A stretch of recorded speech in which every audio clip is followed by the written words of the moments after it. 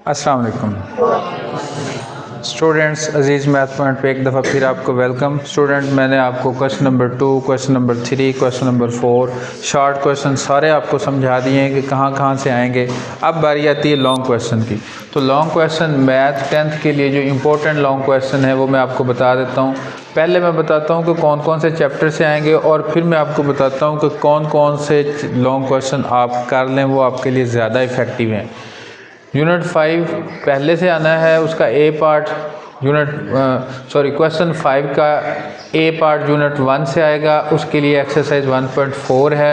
1.4 के पहले question number 3 के पहले 6 पार्ट हैं और उसके साथ एक्सरसाइज 1.3 है। बी पार्ट यूनिट 2 से आना है। इसके लिए ये बहुत ज़्यादा एक्सरसाइज है, 2.1, 2, 3, 4, 5, 6। ठीक है। इसके बाद क्वेश्चन नंबर 6 इसका ए पार्ट यूनिट 3 से आएगा। उसके लिए ए की एक्सरसाइज है 3.4। बी पार्ट यूनिट 4 से आएगा। इसके लिए ए की एक्सरसाइज है 4.2। इसी तरह क्वेश्चन नंबर 7 जो है उसका ए पार्ट यूनिट 5 से है। उसके लिए एक्सरसाइज 5.3 है। 6 जो है बी पार्ट जो है उसमें वो 6 में से उसके लिए 6.3 है।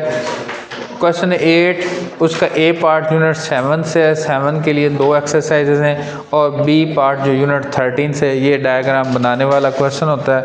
और क्वेश्चन 9 जो है वो यूनिट 9 में से मेरा मशवरा है आप ये 3 पहले कर लें, ये थ्योरम मसले जिसे कहते हैं उर्दू में, तो ये आपका हो जाएगा। अब आपको मैं बताता हूँ कि आप सेलेक्ट कौन सा करें। सेलेक्ट स्टूडेंट ये करें कि देखें, अगर आप ये वाला पोर्शन सेलेक्ट करते हैं, आप क्योंकि अक्सर बच्चे ये सारी एक्सरसाइज उनको आती हैं भी आसान, कि ज़्यादा मुश्किल बात नहीं है। तो मेरा मशवरा ये है कि आप क्वेश्चन नंबर 5 सेलेक्ट कर लें, इसमें से फुल मार्क्स आते हैं। और जो क्वेश्चन नंबर 6 है वो स्किप कर दें, वो चॉइस पे छोड़ दें। क्यों भला? इसकी एक एक्सरसाइज है और ये यूनिट 4 जो है इसमें प्रॉब्लम आता है। इसकी एक एक्सरसाइज तो है लेकिन कभी कभी 4.3 से भी उठा लेता है, 4.4 से भी उठा लेता है।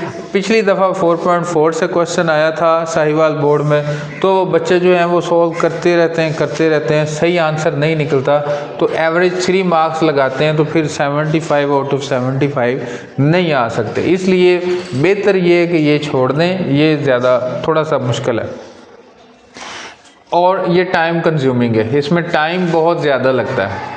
ठीक है, टाइम का प्रॉब्लम बन जाता है। ये जब ये भी लंबा क्वेश्चन है, ये भी लंबा क्वेश्चन है, जब ये बच्चे सॉल्व करते रहते हैं तो थक जाते हैं, थक के फिर जो है ना वो काम ख़राब कर देते हैं।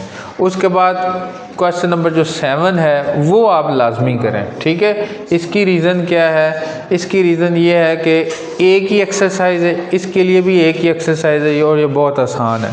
आपको पता है 5.3 बहुत ज़्यादा आसान है और 6.3 में तो गिनती के क्वेश्चन, मेरे ख्याल में 4-5 क्वेश्चन है सारे, वो कर लें, वो आपके लिए बहुत ज़्यादा अच्छे और ये नंबर भी अच्छे मिलते हैं, इसमें टाइम भी कम लगता है। ये क्वेश्चन छोड़ दें क्योंकि इसमें ये वाला जो डायग्राम वाला क्वेश्चन है ये अक्सर गलत हो जाती है। पेपर का प्रेशर होता है, उसका जो वो वर्किंग है या जिसे उर्दू में मदारज अमल कहते हैं, वो बच्चे सही नहीं लिखते, जिसकी वजह से इसमें भी एवरेज 3 मार्क्स लग जाते हैं, तो ये मसला हो जाता है। तो ये यूनिट 9 के जो थ्योरम है 5 हैं वो बहुत आसान है, उसमें से आप 3 कर लें, ये आपके लिए ज़्यादा इफ़ेक्टिव है। अब इसी तरह एक ये कर लें, एक ये कर लें और एक ये कर लें यूनिट 9 का, तो इस तरह आपके फुल मार्क्स इंशाल्लाह आएंगे। मैं उम्मीद करता हूँ कि आपके लिए ये इसमें बहुत ज़्यादा हेल्प रही होगी। दोस्तों के साथ शेयर इसको लाजमी करें। इंशाल्लाह मैं 10th की जो बुक है नई आई है उस पर भी इंशाल्लाह लेक्चर बनाऊँगा। मिलते हैं नेक्स्ट वीडियो में, तब तक के लिए अल्लाह हाफिज़।